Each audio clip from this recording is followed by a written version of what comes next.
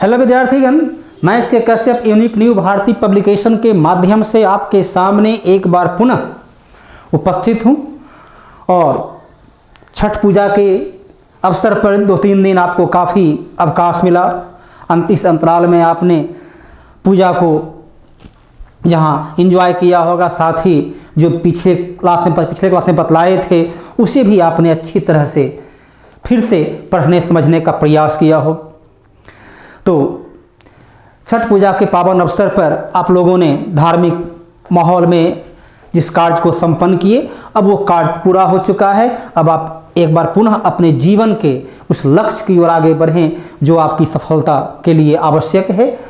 तो विद्यार्थीगण, विगत क्लास में मैंने आपको राज्य निर्माण की प्रक्रिया, अलग अलग कालखंड में जो भारत और उसके विभिन्न राज्य का गठन हुआ उसके बारे में चर्चा कर चुके थे। स्वतंत्रता प्राप्ति के पश्चात जो हमारे देश की भौगोलिक सीमा में परिवर्तन हुआ उसके बारे में चर्चा कर चुके थे। तो इस दरमियान आपको कई संविधान संशोधन, कॉन्स्टिट्यूशन अमेंडमेंट के बारे में भी चर्चा कर चुके। आज जो अध्ययन करना है नागरिकता, और पिछले वर्ष यह काफ़ी चर्चा में रहा, जिसे आपने CAA के रूप में देखा, सिटीजन अमेंडमेंट एक्ट, जो काफ़ी चर्चा में रहा। तो नागरिकता कैसे प्राप्त होती है, CAA क्या है, इन तमाम तथ्यों के बारे में आज आपको बतलाया जाना है। सबसे पहले देखिए, नागरिकता जो संविधान का भाग 2 में है। भाग 1 था राज्य और उसके संघ राज्य क्षेत्र, जो संविधान का आर्टिकल 1 से लेकर 4 तक में था। आर्टिकल 5 से लेकर 11 तक में संविधान का भाग 2 पार्ट 2 जो सिटीजन नागरिकता से संबंधित है। तो नागरिकता को प्राप्त करने, नागरिकता का समाप्त होने, नागरिकता से संबंधित अमेंडमेंट अर्थात संशोधन का अधिकार किसको है, क्या परिवर्तन हो सकता है, इन तमाम तथ्यों के बारे में आज हमें अध्ययन करना है।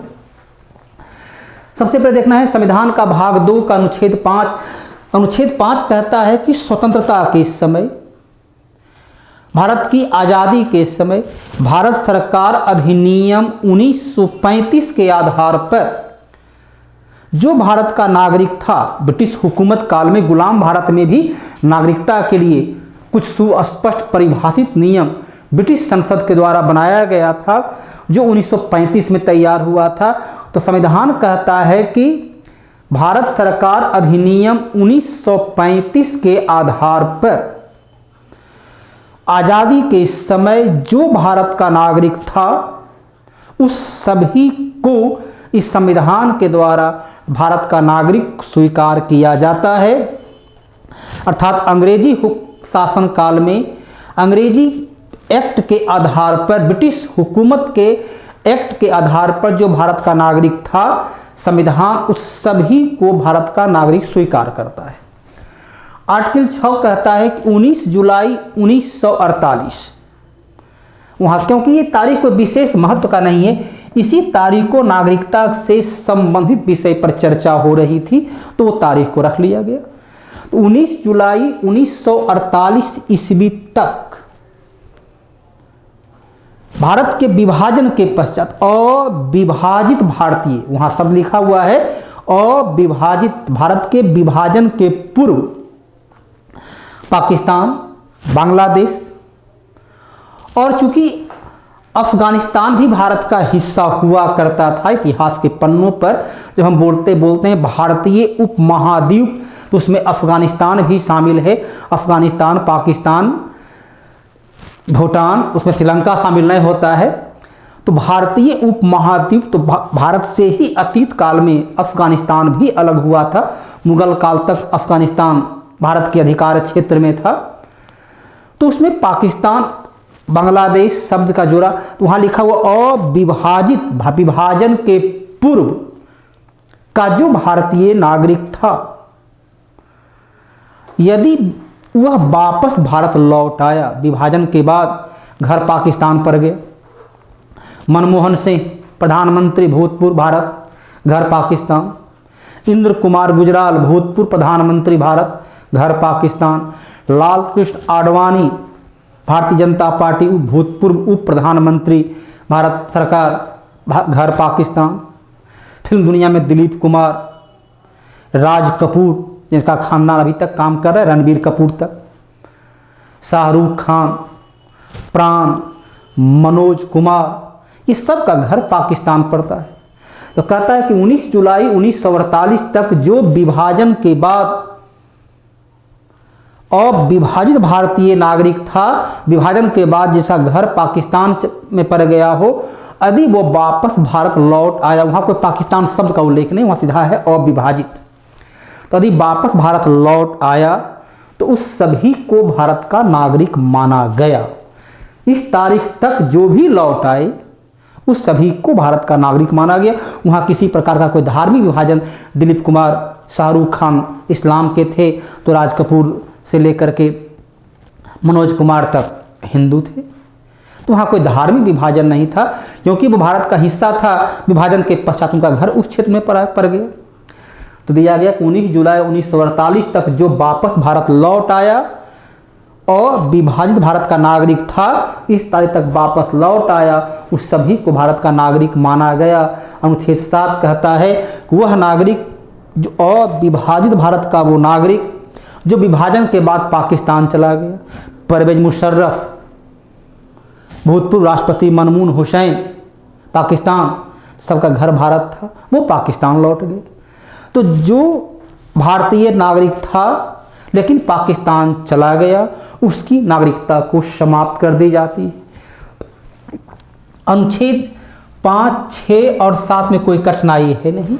अनुच्छेद 8, अप्रवासी NRI, नॉन रेसिडेंशियल इंडियन, जो भारतीय मूल का था, पढ़ते हो भारतीय मूल की कल्पना चावला, भारतीय मूल का सुनीता विलियम्स, भारतीय मूल का हिंदुजा ब्रदर, तो जो भारतीय मूल का था या भारतीय मूल के मॉरिशस के प्रधानमंत्री, भारतीय मूल के कमला हैरिस, अमेरिका का उपराष्ट्रपति निर्वाचित जो हुई, तो कहता है भारतीय मूल का यदि कोई विदेश में जाकर बस गया हो और प्रवासी, तो यदि वो वापस भारत की नागरिकता चाहता हो, भारत का नागरिक था लेकिन नागरिकता को त्याग कर किसी अन्य देश की नागरिकता को प्राप्त कर लिया है, अब यदि दोबारा भारत की नागरिकता को चाहता है तो अनुच्छेद 8 कहता है उसे भारत की नागरिकता प्रदान की जाएगी। अनुच्छेद 9 कहता है कि यदि कोई भारतीय स्वेच्छा से भारत की नागरिकता को त्याग दिया हो, किसी अन्य देश की नागरिकता को प्राप्त कर लिया हो, तो उसकी भारत की नागरिकता स्वतः अपने आप समाप्त हो जाती है। जो ही दूतावास से सूचना मिलता है कि अमुक भारतीय नागरिक अमुक देश की नागरिकता को प्राप्त कर लिया है, तो ज्यों ही वहाँ की नागरिकता प्राप्त होगी, यहाँ स्वतः अपने आप उसकी नागरिकता को समाप्त कर दिया जाएगा। तो स्वेच्छा से यदि कोई भारतीय नागरिक अपनी नागरिकता को त्याग दे, किसी अन्य देश की नागरिकता को प्राप्त कर ले, तो उसकी समाप्त हो जाती है। अनुच्छेद 10 कहता है कि नागरिकों को संविधान के द्वारा कई प्रकार का अधिकार दिया गया है। आपने पहले पढ़ा मौलिक अधिकार, जो बहुत सारे मौलिक अधिकार सिर्फ भारतीय नागरिक को प्राप्त था। तो संविधान के द्वारा जो भी जैसे मत देने का अधिकार है, वैधानिक अधिकार है, मौलिक अधिकार है, तो जो अधिकार भारतीय नागरिकों को उपलब्ध कराया गया है, वो तमाम अधिकार का प्रयोग वो भारतीय नागरिक करेंगे, चाहे वो विदेश से आकर भारत की नागरिकता ले लिए हों और प्रवासी हो या कोई हो। जो भारत का नागरिक है उन सभी को संविधान के द्वारा प्रदत्त जो ही अधिकार है, चाहे मौलिक अधिकार, कानूनी अधिकार, राजनीतिक अधिकार, वो तमाम अधिकार का निरंतरता, कंटिन्यूटी के साथ उसका प्रयोग कर सकते हैं, निर्बाध, बिना किसी बाधा के, बिना किसी अवरोध के उसका वो प्रयोग कर सकते हैं। और अनुच्छेद 11 कहता है कि नागरिकता से संबंधित यदि कोई नया विधि, नया कानून बनाना हो, तो वो बनाने का अधिकार केवल और केवल संसद को प्राप्त है। तो नागरिकता से संबंधित विधि बनाने का अधिकार संसद को है। कोई भी राज्य सरकार नागरिकता से संबंधित कानून का निर्माण नहीं कर सकता है। अनुच्छेद 35A के आधार पर जब अनुच्छेद 370 के आधार पर जम्मू कश्मीर को विशेष राज्य का दर्जा प्राप्त था, तब वहाँ की राज्य सरकार को नागरिकता से संबंधित विधि बनाने का अधिकार अनुच्छेद 35A के द्वारा दिया गया था। लेकिन अनुच्छेद 35A और अनुच्छेद 370 की विशेष सुविधा के समाप्त कर दिए जाने के पश्चात भारत में कोई भी ऐसा राज्य नहीं है जो अपने यहाँ निवास करने वाले लोगों के लिए कोई अलग कानून का निर्माण कर सकता हो। तो नागरिकता से संबंधित विधि का निर्माण करने का अधिकार केवल और केवल संसद को प्राप्त है। और इससे संबंधित संसद ने जो कानून बनाया, सबसे पहले नागरिकता अधिनियम 1955, और उसके बाद जो आप पढ़ते हैं बराबर अखबार में CAA, यही था सिटीजन अमेंडमेंट एक्ट, जो 2019 काफ़ी चर्चा में रहा। तो नागरिकता अधिनियम तो अनुच्छेद 11 के आधार पर सर्वप्रथम भारत सरकार संसद ने नागरिकता से संबंधित विधि का निर्माण सुस्पष्ट और सुपरिभाषित तरीके से किया, जिसमें इस अधिनियम के आधार पर नागरिकता को प्राप्त करने और नागरिकता का लोप होने से संबंधित सुस्पष्ट कानून बनाया गया, जो 5 से 11 में पूरी तरह क्लासिफिकेशन उसमें नहीं किया गया था, एक्सप्लेनेशन उसमें उपलब्ध नहीं था, तो उसको यहाँ स्पष्ट किया गया। तो नागरिकता को प्राप्त करने का 5 माध्यम कौन कौन है? तो पहला दिया गया 5 माध्यम में, पहला है जन्मजात नागरिकता। हम लोग भारत में जन्म लिए, माँ पिता भारतीय हैं, तो भारतीय नागरिक के बच्चे को स्वतः अपने आप बाय बर्थ भारत की नागरिकता प्राप्त होगी। उसी को बोलते हैं जन्म बाय बर्थ।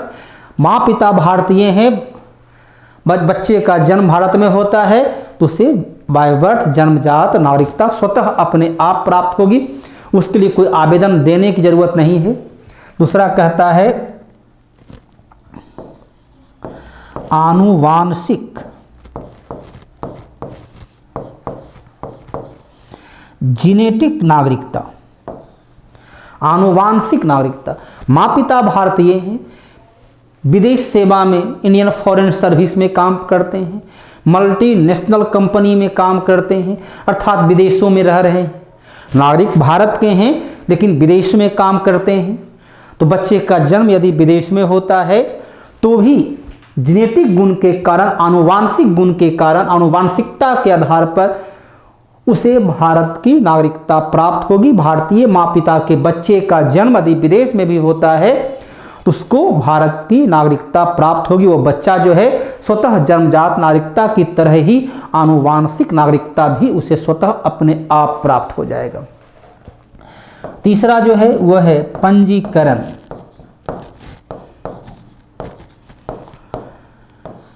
इसमें लिखता है कि पंजीकरण में है कि अविभाजित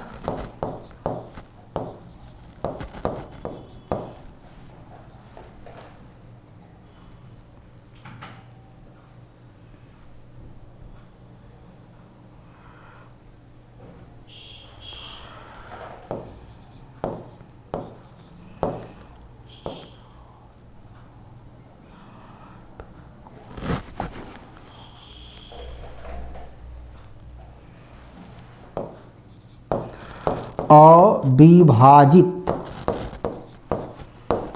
यहां पर शब्द है अविभाजित भारतीय नागरिक,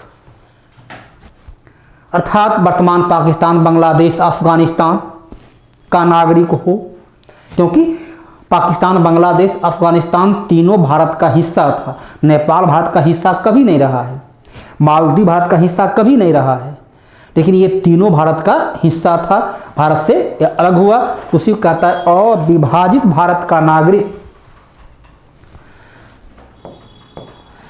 दूसरा इसमें शब्द जो है NRI, नॉन रेसिडेंशियल इंडियन। तीसरा जो इसमें शब्द है विदेशी है लेकिन भारतीयों से विवाह कर चुका हो। तो ये 3 टर्म इसमें प्रयोग किया गया है, अर्थात पाकिस्तान, बांग्लादेश, अफगानिस्तान का नागरिक हो, भारतीय मूल का विदेशी नागरिक हो, कोई विदेशी यदि भारतीयों से विवाह कर चुका हो, कर चुकी हो, तो इन तीनों अवस्था में से कोई भी एक अवस्था हो और पिछले 7 वर्षों से वह भारत में रह रहा हो, तो मांग करने पर उसे भारत की नागरिकता प्राप्त होगी। किसी प्रकार कोई धार्मिक विभाजन नहीं है, चाहे वो हिंदू हो, मुस्लिम हो, सिख हो, ईसाई हो, उससे कोई फर्क नहीं पड़ता है। इन शर्त को पूरा करते हैं तो मांग करने पर नागरिकता दी जा सकती है। दिया जाएगा उसकी कोई गारंटी नहीं है। मांग करने पर भारत की नागरिकता दी जा सकती है। ये था आपका अमेंडमेंट एक्ट जो है सो, इसमें अभी नहीं, 1955 में। इसमें 1955 में जो था पंजीकरण में था वह था 6 माह। 1986 में इस 6 माह को बदल करके कर दिया गया 5 वर्ष, और 2005 ईस्वी में इस 5 वर्ष को बढ़ा कर दिया गया 7 वर्ष।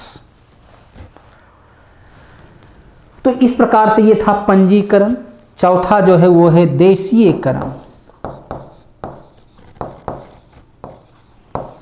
देशीयकरण इसमें कहता है यदि कोई विदेशी किसी देश का हो, यहाँ कोई अविभाजित शब्द नहीं है, पाकिस्तान, बांग्लादेश, अफगानिस्तान नहीं है, यदि कोई विदेशी जो पिछले 14 वर्ष से भारत में रह रहा हो, भारत की राजभाषा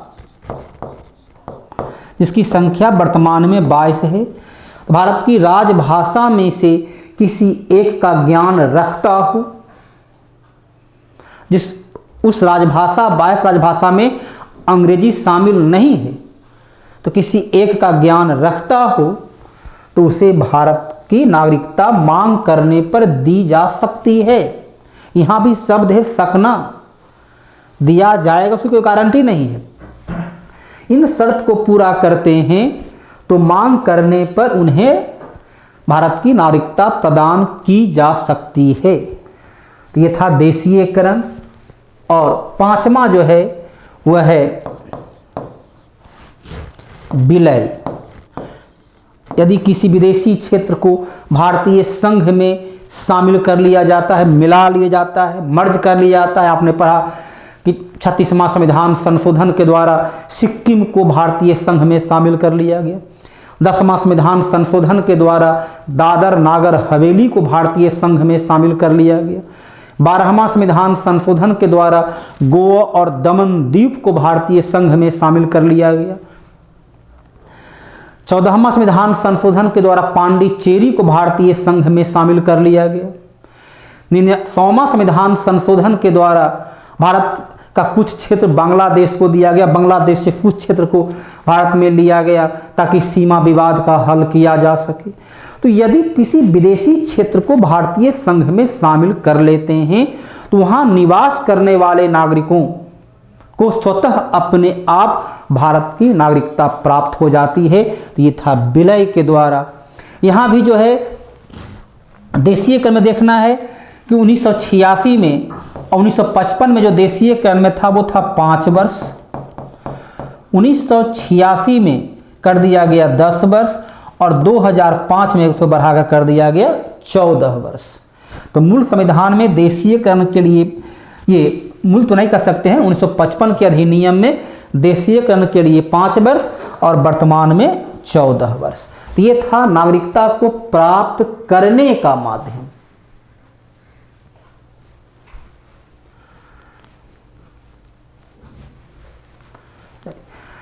अब जो इसमें देखना है नागरिकता का लोप कैसे होगा। तभी तक हम लोग जो पढ़ रहे हैं 1955 का अधिनियम पढ़ रहे हैं, तो 1955 में लोप के लिए नागरिकता का समाप्त होने के संबंध में जो विधि था, कानून था, ये क्या कहता है लोप में कि यदि कोई भारतीय नागरिक स्वेच्छा से अपने मन से भारत की नागरिकता को त्याग दिया हो या किसी अन्य देश की नागरिकता को प्राप्त कर लिया तो उसकी भारत की नागरिकता स्वतः अपने आप समाप्त हो जाता है।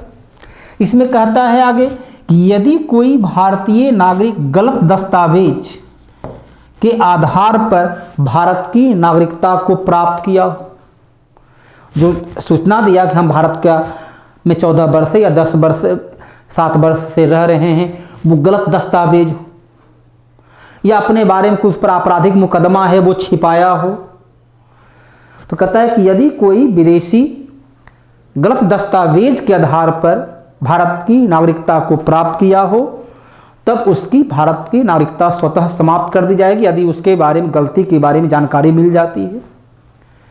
तो ये था नागरिकता का समाप्त होना, विलोप होना।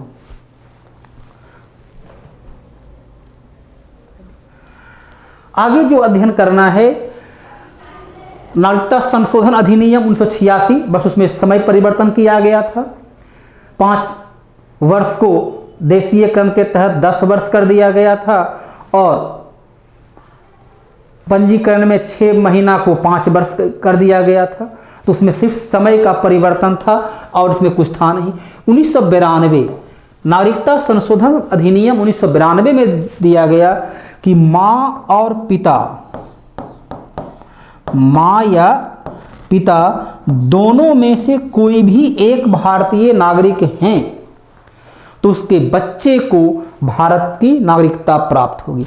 उधर आपने पढ़ा था देशीयकरण में था या पंजीकरण में था या आनुवांशिकता में था कि माँ और पिता दोनों भारतीय हैं। पंजीकरण जो शब्द वहाँ पढ़ते थे कि माँ और पिता, जन्मजात, आनुवांशिक, तो माँ और पिता दोनों भारतीय नागरिक, तब उसके बच्चे को। तो यहाँ दिया गया कि माँ या पिता दोनों में से कोई भी एक भारतीय नागरिक हैं। सानिया मिर्जा घर भारत है, पति पाकिस्तान का है, उसके बच्चे को भारत की नागरिकता प्राप्त होगी। तो माँ या पिता दोनों में से कोई भी एक भारतीय नागरिक हैं तो उसके बच्चे को भारत की नागरिकता प्राप्त होगी। तो ये था 1992 में। 2005 में मूलतः जो इसमें था कि NRI, उसका अधिनियम 2003 में पेश किया गया था, लेकिन व्यवहार में लागू 2005 में हुआ, इसलिए 2005 लिखा जाता है। अटल बिहारी वाजपेयी काल में यह संसद में पेश किया गया था, कानून बना था, तो उसमें मनमोहन सिंह प्रधानमंत्री थे। तो कहता है 2005 में कि NRI नॉन रेसिडेंशियल इंडियन को भारत में दोहरी नागरिकता प्राप्त होगी, अर्थात वो भारत का नागरिक रहते हुए अमेरिका का, जापान का, फ्रांस का, इंग्लैंड का नागरिक रहते हुए उसे भारत में नागरिक के समान सुविधा प्राप्त होगा। उसे ही बोला गया दोहरी नागरिकता, डबल सिटीजन, एक विदेश का है एक भारत का है। किसको? तो वो सिर्फ NRI को, सभी विदेशी को प्राप्त नहीं होगा। जो NRI हैं, जो अप्रवासी भारतीय हैं, जो भारतीय मूल के थे लेकिन विदेश में जाकर बस चुके हैं, विदेश की नागरिकता को प्राप्त कर लिए हैं, चाहे वो अनिरुद्ध जगन्नाथ मॉरिशस के प्रधानमंत्री हों या कमला हैरिस अमेरिका की उपराष्ट्रपति हो, तो भारतीय मूल का विदेशी नागरिक को भारत में दोहरी नागरिकता प्राप्त होगी यदि वो चाहता है तो। उसके तहत उसको दिया गया कि वैसे NRI जो भारत में दोहरी नागरिकता की मांग करते हैं उन्हें ये नागरिकता दिया जाएगा, जिसके तहत भारत में कहीं भी भारतीय नागरिक की तरह अनुच्छेद 19 का जो अधिकार है भ्रमण कर सकते हैं, आ जा सकते हैं, रोजी रोजगार के लिए, जीवन यापन का कोई रोजी रोजगार का माध्यम की तलाश कर सकते हैं, भारत में उद्योग लगा सकते हैं, निवेश इन्वेस्ट कर सकते हैं, बड़े पैमाने पर उद्योग लगा करके लोगों को रोजगार दे सकते हैं। और चूंकि भारत में रहेंगे, रोजगार देंगे, उद्योग लगाएंगे तो धन संपत्ति भी खरीद सकते हैं, अस्थायी रूप से निवास के लिए घर मकान बना सकते हैं।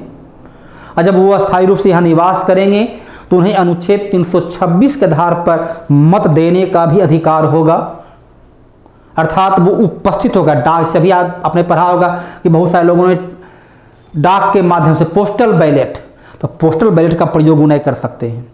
उपस्थित होकर, सशरीर उपस्थित होकर मतदान कर सकते हैं, भारत में निवेश कर सकते हैं, उद्योग लगा सकते हैं, अस्थायी रूप से निवास कर सकते हैं, लेकिन चुनाव नहीं लड़ सकते हैं, संघ या संगठन का निर्माण नहीं कर सकते हैं। अर्थात उन्हें आंशिक तौर पर, पार्शियल तौर पर भारत की नागरिकता दी गई। ये था 2005। और जो चर्चा में भी रहा 2019, भारत का विभाजन धार्मिक आधार पर हुआ था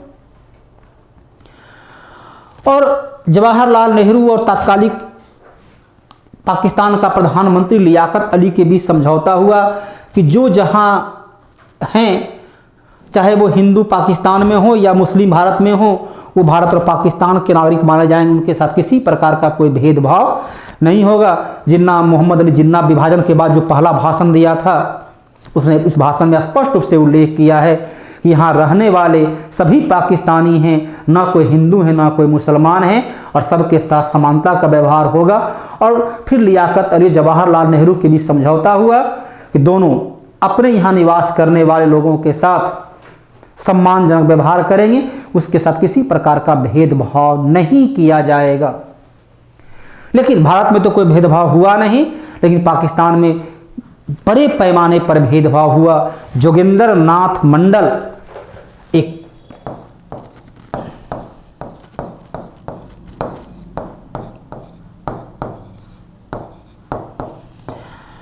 गुलाम भारत में मोहम्मद अली जिन्ना के सहयोगी बन गए थे जोगिंदर नाथ मंडल।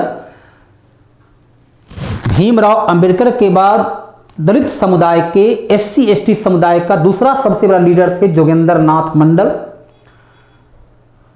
जब इनका मुस्लिम लीग से निरंतर संबंध निकटता बढ़ता गया तो भीमराव अंबेडकर ने इन्हें समझाया कि ये उचित प्रक्रिया नहीं है, क्योंकि वो सिर्फ एक राजनीतिक रूप से दिखलाते हैं कि हम जो है सो मुसलमान और अन्य के हितैषी हैं, लेकिन व्यवहार में आपके वो हिंदू और मुस्लिम की भावना है। लेकिन जोगिंदर नाथ मंडल जो है लगातार मुस्लिम लीग से जुड़े रहे और 1946 में जवाहरलाल नेहरू के मंत्रिमंडल में जो मुस्लिम लीग का 5 मेंबर शामिल हुआ था, उसमें जोगिंदर नाथ मंडल भी थे और ये देश का पहला विधि मंत्री, कानून मंत्री बने थे। और पाकिस्तान चले जाते हैं, पाकिस्तान के पहला मंत्रिमंडल जो लियाकत अली के नेतृत्व में बना, वहां भी ये पहला विधि मंत्री का कार्यभार संभाले।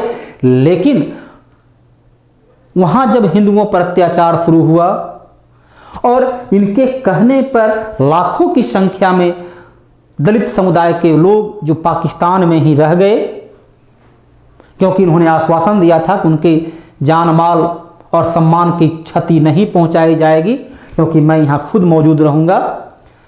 और ये स्वयं जो है पाकिस्तान में धार्मिक उत्पीड़न से परेशान होकर जोगिंदर नाथ मंडल वापस भारत लौट आए और काफ़ी आत्मग्लानि के साथ अपना अंतिम जीवन व्यतीत किए कि मैंने लाखों लोगों को पाकिस्तान में मरने को छोड़ दिया। ये तो मंत्री थे, वापस भारत आ गए, लेकिन इनके समर्थक वहीं रह गए।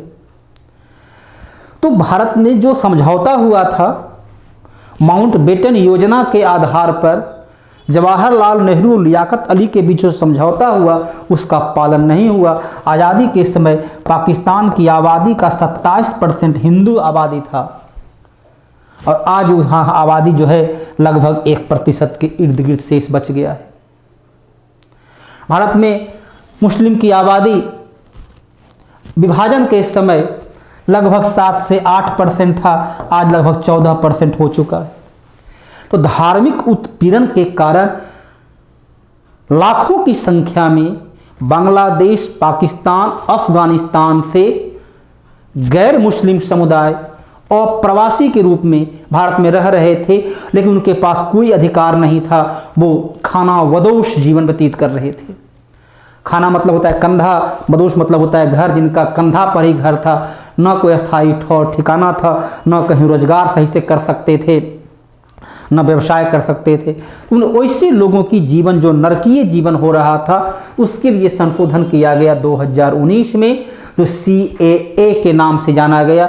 वहाँ पर दिया गया कि भारत के विभाजन के पूर्व, अर्थात अविभाजित जो शब्द बारंबार था, ये शब्द यहाँ भी दिया गया, पाकिस्तान, बांग्लादेश और अफगानिस्तान से आए हुए गैर मुस्लिम धार्मिक रूप से उत्पीड़ित, वहां स्पष्ट शब्द लिखा गया, धार्मिक रूप से उत्पीड़ित, जिनका धर्म के आधार पर उत्पीड़न हुआ है।